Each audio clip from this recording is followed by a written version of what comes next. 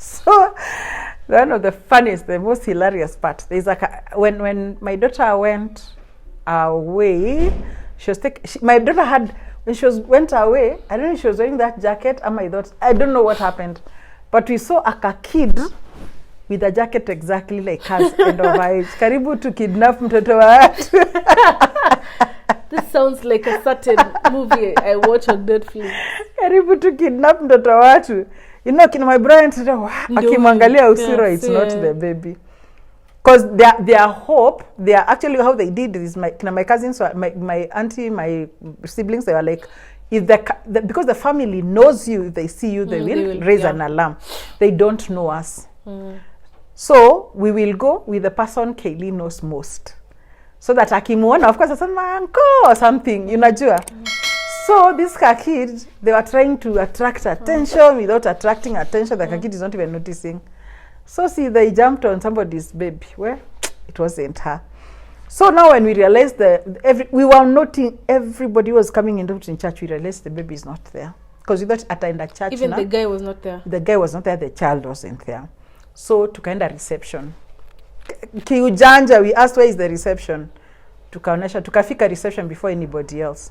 So that now we also monitor who is coming in. Saizo, I have not changed clothes like I think for a whole week. Ama 4 days. Siogangi, niko tu vile nilikuwa, niko hata nywele ilikuwa tu, sijui ilikuwaje. Hata mpaka I remember I drew a kitu on my head.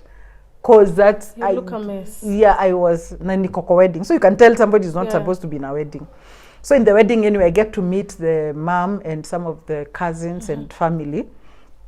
And I say, they know of course why I'm there. Let me tell you. Luckily that was before the bride comes back. You know, ile waliwananga photo session. I was crying and I was, you know, why is he taking my baby? So everybody now in the wedding has known about this story. Then I remember some women calling me and saying, no, kulilia mtoto sijui ni mbaya, it can cause sijui bad things. Kuna wengine wanasema watoto wa hiyo tribe hawezi, unajua hizo stories are cultural, they cannot be taken away, just, you know, forget. And there's all sorts of whatever. So I tried to talk sense to the mother and she was like, no, my son is struggling and my grandchild is struggling. So just leave them alone. They need rest. So I was like, so I don't care about your son. He's an adult.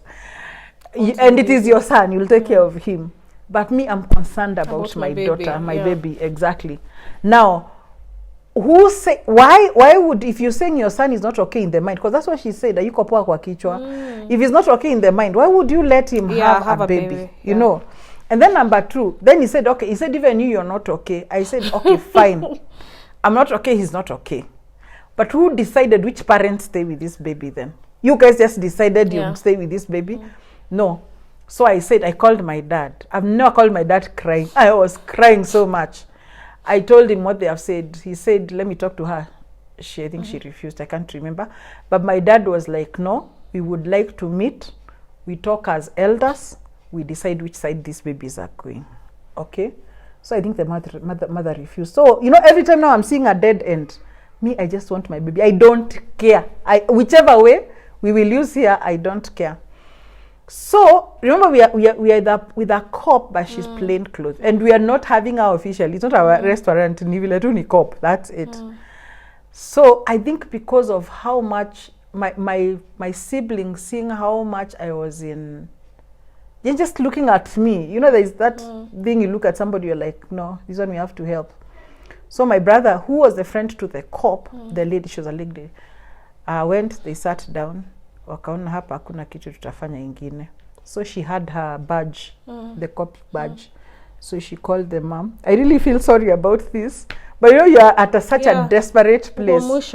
Exactly. So they called her and told her, she told her, I'm a cop. I'm from the women's what. It is true what she was saying, but she wasn't sent officially, you know, and I'm here because this child is a girl and you have left her with boys. You don't even know what is going to happen to her, you know, all that language. And now the mother was really scared. Everybody was so scared. They were so scared, I was shocked.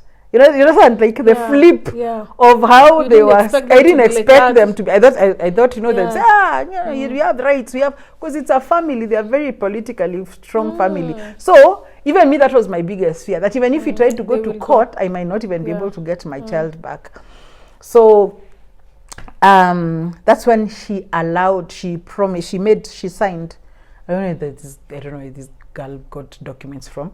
I think she signed that by tomorrow, by lunchtime, this guy will communicate to me and allow me to talk to the baby, because I had not now talked to her at all. So apparently, kumbe that day, they got into a vehicle now and went to their shags now with the baby.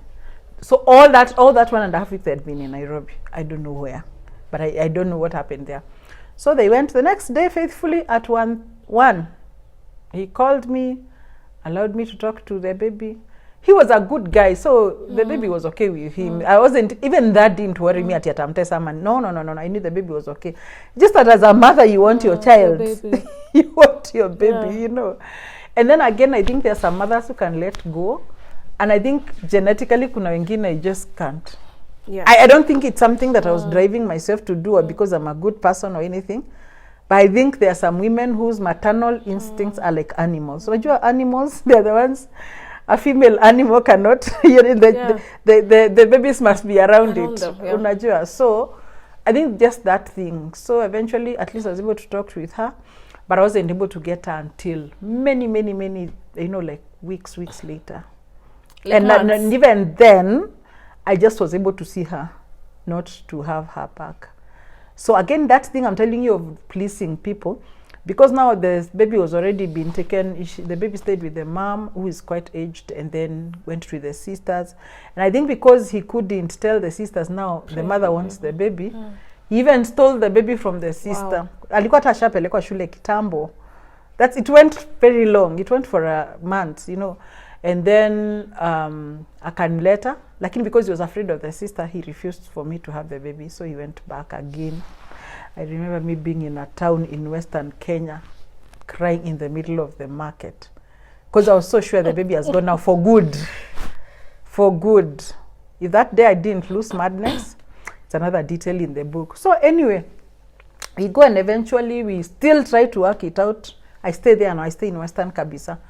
Because me, I think I can't. I just couldn't continue with life. So I give up my job, my business, everything. I give up everything. And then eventually I realized it won't work. So I tricked him, picked the babies, and came back home. And now that, I normally say the phase 3 of my life started there again. You stole the baby? I stole the babies. Yeah. By then I'd taken the younger one from my mama. I went all the way to Meru, picked the baby. When my mom was not there, and I didn't think she wouldn't be home, but when I thought I would go and convince her, but when I didn't find her home, I just took the baby and left. Because I knew she would think I'm just nuts. And therefore, they didn't see me also for months again. But though I was staying with a relative. So I guess maybe they knew I would be okay with the relative. So after that, so much happened in between. And then I decided, you know what? I've got to start my life somewhere. This guy is so unstable. I'm really trying to work it out. There's so many times I've actually thought I would work it out. But he's so unstable. I think the word I must say is he was unstable. As a person. It had nothing to do with me. Yeah. He was just simply unstable as a person. And it probably had to do with his own traumas and everything. But I just couldn't handle it anymore. And now, of course, I think as soon as abuse starts, it can't stop. You know, it's just like his snapping into anger now was also not going. It wasn't really going. So, So when did it all, like, how did you start your life again? No, I start my life again. I came back to Nairobi looking like, all of us, the 3 of us looking like chokora, go back home. And my parents look at me, they're like, so, you know, mtu adafikira by the time you're beaten that much, you're, what can I say? You've hit the rock bottom so you can think differently. But I remember they asked me, so what do you want? And I said, I don't know, because I still love him. And what? My mother lost it. My mother lost it. I would have lost it too. After the man took the baby for months? Yes. And I've now managed to come back with the baby, and they ask me And now, then- what do you want? And I'm saying, I don't know, because I still love him. And Your mama lost it. yes. And She chased you away.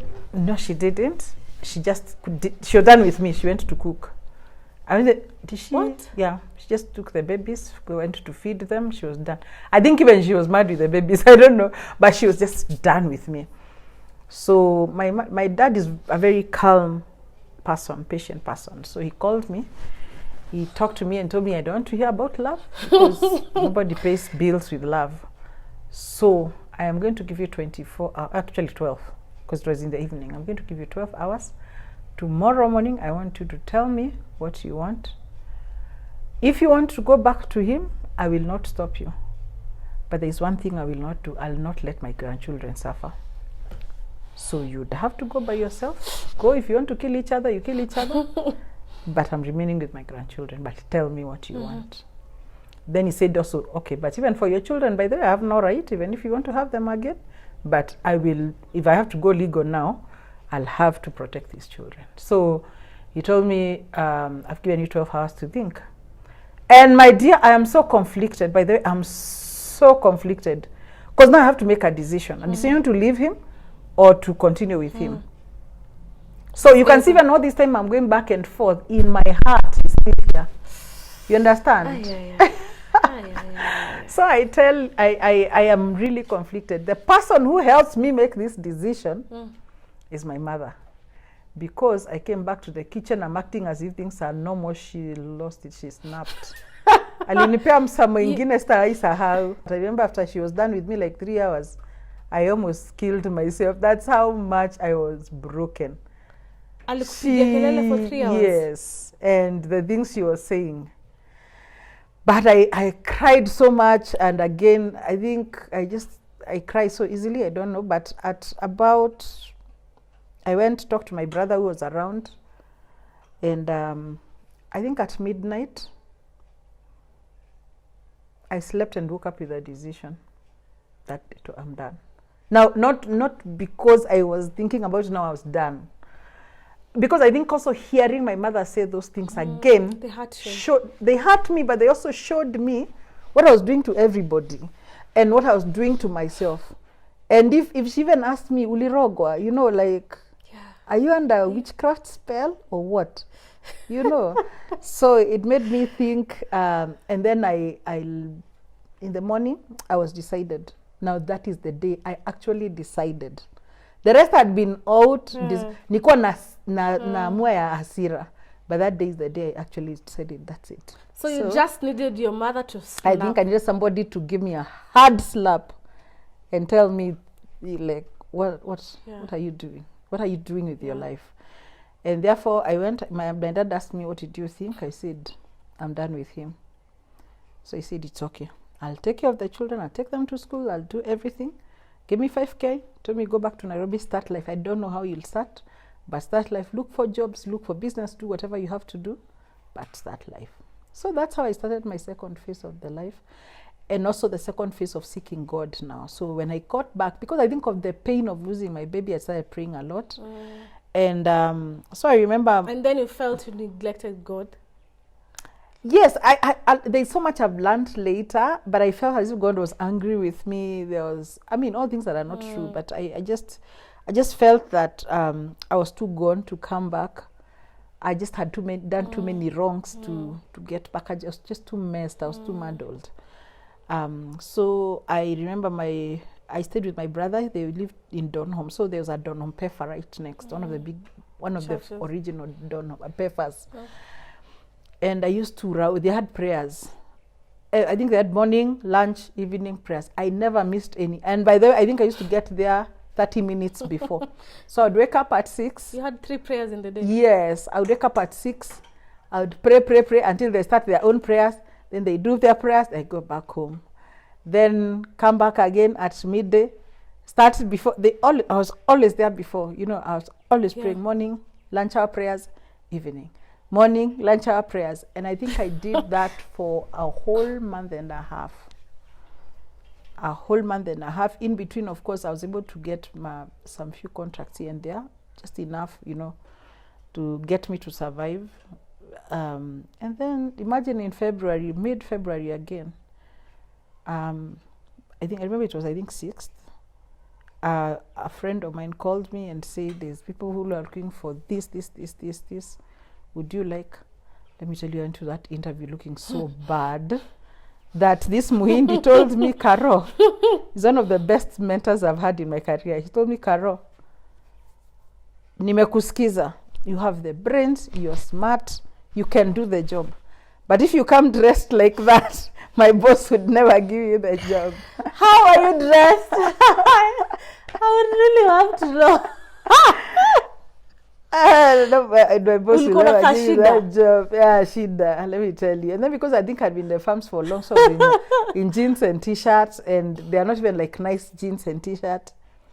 Hata ushasahau story ya formal. Sijui. Formal jobs. Sijui, I think the best thing I did was shower. Then so I went. I remember they told me, we'll give you a job for, I think, 4 days. We'll pay you for the 4 days. You're going to do a set of, like, a sample of the kind of work I was supposed to be doing, so that they see my reports, my everything. I normally I do inspections. So they gave me a farm to go and inspect, and I make a report. And when they look at the report, they'll make a decision.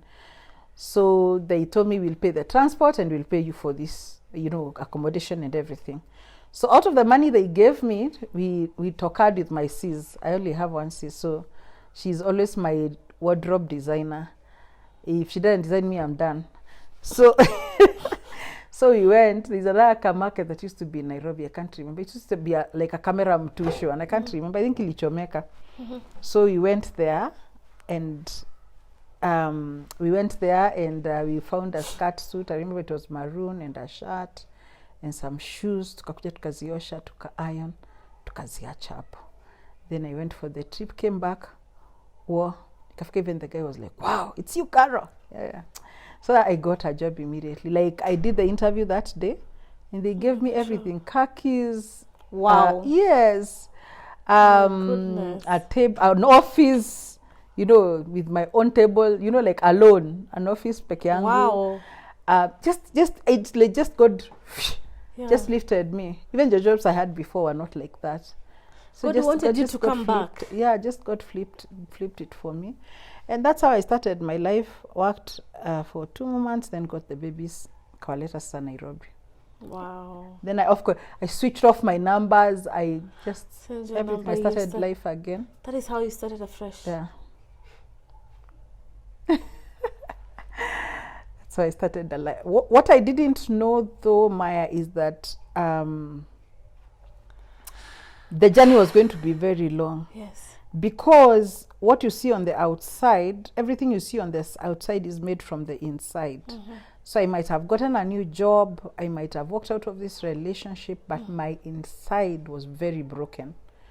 And I think that is for somebody now, for your generation and my daughters and everybody, I cry out, because every single situation we allow ourselves to be in, God is not angry. He's just sad. You see, he wants us back. He wants all these things. But again, all these mess ups we have, they're breaking our soul into unbelievably many broken pieces. One is here, one is there, one is here, one is there. So our emotions are all over. We sort of have lost will. The way you would stand to do something, you sort of lost it. Apart from our emotions, our feelings, when I say emotions and feelings, it's like you're now ruled by emotions. So pity parties, you're looking back and hating your life, and wishing, I was telling, I think I've shared in another place that because it took a whole 8 years, that whole phase sort of took 8 years in between when I got lost to when I got married now again. I normally don't say I got married again because I never got married in the first place, the first time. But when I got married, those were 8 years. And it took me 6 years. I refused to sing even in the bathroom. Like, I refused to sing. And it was so bad that one day, because I would go to church once in a while, and I remember when I was pregnant with Kaylee, or maybe after, just around that time, I just thought, I think I'll just go for a fellowship. So there's a Canada fellowship used to be in Nanyuki, and I decided to walk into the fellowship. And I think God has a sense of humor. See, I told you I had done an album before I left. As soon as I walked in church, they started singing one of my songs. Wow. I did not know if to step back and run. But I just sat down and cried throughout that service. Because music has a way of taking you back. Especially it's your own song. These guys don't even know who sang this song. I am seated there. I am not that song. Like, I'm not the... You don't even know who that person Not is. even that. I'm not the words of that song. Because the person that sang that song, and the person now seated in that church right then, they're just two different people. So it's like you've walked so far that you don't even want to remember that song. You don't want to remember I couldn't play instruments. I came to play instruments way later. So I refused to sing. I refused even in the bathroom. So I'm saying you get so emotionally wounded. And if you have to understand how the devil works with us, is that he creates those wounds. And now those wounds become trauma. So now even after I've gotten over this, met a very loving person, the devil won't let me even enjoy my marriage because those wounds he keeps. You know, there are many times my husband will say something. Even I have to look and say, wait. Like he's so shocked at my reaction. Because I'm thinking, ni madharau sasa, because I am thinking he's treating me like, Yeah, you're once hurt. Yes. And you're so afraid it's to like go as back. soon as a word that was said before comes in this relationship, It triggers you. It just triggers me so badly. There's a day he was sharing, and just like, there's a day I said this woman is diabolical, because he can't tell. There is this woman who is praying for hours, and there's this woman, when she loses it, she's like a demon.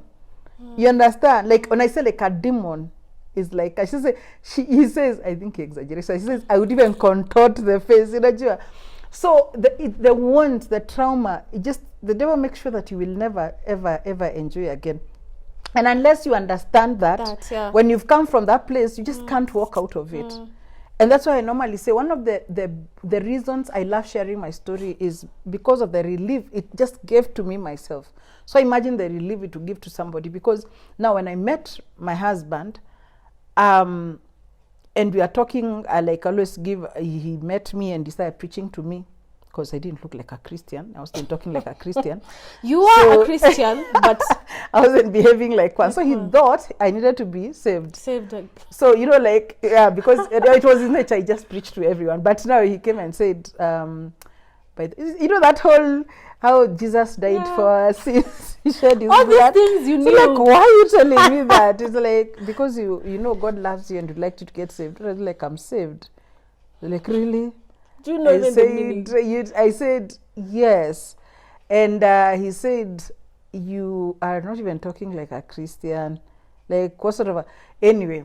So because of that, I am forced to tell him my story. Yeah. You understand? So I tell him a bit of my story. So the next time we meet, I actually now tell him the whole story. The whole story, yote kabisa, just more than even I've told you. Because I remember we talked from like at 9 to morning. Wow, the whole night. The whole night. That's when I was finishing my story. But I always say that morning, I left the house and felt as if the world was in color. It's as if yesterday when I was getting in the house, the world was gray. Then when I walked out, it was in color. I was feeling so light. Because this is the first time I'd ever shared my story with anyone. It was living with me. You understand? And now even as as he read through my memoirs and he said, no, you've got to share this with people. You're such a great writer. I'd never known I could write. You're such a great writer. You have to share this with people. I thought it's just being nice to me. It was so I thought, okay, if you think so I started now. You remember I had written them with my hands, yeah? So I started typing. Now in typing again, I'm reliving this story again. So I left out bits like the abortion. I left out bits like what caused the abuse to start, things like that, because they were too embarrassing, too shameful. But eventually I brought them in. But every time I went through this, it was so painful. It was so painful. You can almost feel your heart bleed. But every time it will bring healing. Every time it will bring healing. And that's why you'll find somebody ask me, Aish, how can you talk this story as if it is nothing? There is, I honestly think, the same way if you told me your story and I can go give it to somebody else, I feel as if I'm giving the story of another girl. It's another person. It's not me anymore. I'm not that person. Even as we talk this story, I think I want to talk to anyone that has gone through trauma, especially verbal abuse, maybe even physical, but mostly verbal abuse, whether from a spouse, whether from parents, whether from a bully, a guy, you were raised by somebody who bullied you. You cannot just wake up and overcome trauma that happened in years in a day. It will be a very long process, and you have to be very patient with you. The most important thing is to have the right perspective about who you are. And that is what I love now about the one thing I am really, really grateful to God for, Maya, about this experience is the fact that God has snapped me to be a better believer, a better person, to understand his kingdom better than before. Now, remember, I think then I was just basically a spiritual toddler. Like, I knew nothing, I just knew the scriptures, But now going through this and understanding, like, God is not waiting to kill me. It's not like, I remember my auntie telling me, it's not like God, the Holy Spirit, and Jesus were seated in heaven. They're like, guys, you had Caro like, it's not like they were through there. There's a reason they actually allowed that to happen. Yeah, because they were allowing it for a purpose. They allowed the abortions for a purpose. They allowed, the abuse for a purpose. They allowed all these things for a purpose. And as God was gently walking me through this darkness, through this valley, through all this, there's something was forming inside of me. But it wasn't just forming it for me. He was forming for many other, because for sure I'm not the only one. Now I know I'm not the only one who has gone through such situations. There are so many. I was telling somebody like abortion. We used to say ati watu wenye hawajaolewa sijui ndio, but now it's even more in the married than in the non-married. Nobody is talking about these things. You understand? And women don't know. They are putting themselves in that. Every time they make a decision like that, they are putting themselves into a blood covenant trap. And then they just don't understand why. Sorry, things start going back for them. Exactly, after. Sorry. Yeah, so I think for me that is the length of my story. Maybe even as we continue doing other programs, we'll talk probably about now other lessons I've learned in marriage, because it wasn't going to be easy. Actually, with such trauma, I'm really surprised my marriage has lasted, because I was just a very, very, very angry person. Yeah. 8 years is a lot. 8 years is a lot to change who you are. Yeah. And to give you, I think so many people are struggling with the traumas and they don't know. Yes. Yeah, especially those people in marriages. Yes. Maybe even those aborted. Yes. And they hide because wrong of the relationships. wrong relationships. There's so many people who are struggling in traumas, and it just takes the devil just one chance to open a door. Yeah. And that's it. And just needs that open door, and then he goes down the drain. Exactly. Munateremka sasa. But also my biggest message is for young girls. Yeah. Because for me, why sexual purity is so important for me is because the woman has men also, but the woman has the biggest impact in the way of sexual purity. When a girl messes up, she's the one who can get pregnant, right? She's the one who can have the abortion. She's the one who can, she's the one, I don't know who carries the guilt of it. You understand? There's almost every negative impact of such purity is on a girl. Now, the devil makes you do something, then he uses it to traumatize you, to mess you up, to guilty trip you. So for me, I'm on two sides. Like, it is important to keep sexually pure. But if somebody has not managed it, you need to snap out of it. because it is not by our own. I have proved to myself over and over, there is nobody strong enough to overcome temptation. Nobody. No. And that's why you see Catholic fathers, you see some pastors messing up, and they're hiding it behind, because it is as if they are the ones that should have. You should have stood. There is nobody that cannot fall. Nobody is strong. Me today, you today, nobody is strong enough to be able to stand. The only thing we need to know, God is loving and is caring. They're just principles. The principles of not being addicted to a drug is not telling yourself, I'll not take the drug anymore. It won't work. The trick for the alcoholic to stop alcoholism is not just, I won't drink tomorrow. Actually, as soon as you say you won't drink tomorrow is when you will drink. It won't like that. So the problem is somebody who is struggling with morality is not telling myself, I'll not sleep with that person again. Actually, utajipata sasa umefika 3, like body count yako hata uwezi, hata fanya statistics hatuwezi, you know.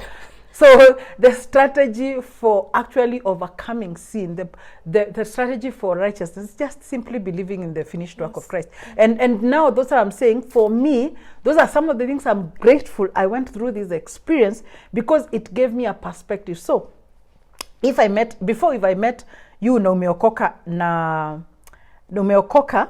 umeshika mimba, I would be so merciless on you. You know, I may not tell you on the set, but I'm done with you. You understand? Like, how could you? Yes, how could you? Because I knew I was standing. But I did not know it just by the grace of God I was standing. It's just because my situation, my opportunity, did not give me opportunities to actually mess. Now, if I find a girl like that has messed, I have so much grace. Okay? I have so much grace. I don't even focus with how did it happen. I don't care. It is from now on, what do we do? How do we go ahead? You know, it's just focusing on Christ. We just have to rely on God to help us. All of us. So 2 things. We have to trust God to help us not to sin, not to, live in this sin consciousness and everything. But we also, if we mess up again, we need to rise up. We cannot say, now I messed up, I won't pray again. I want to go to church again. No. That's exactly what the devil wanted.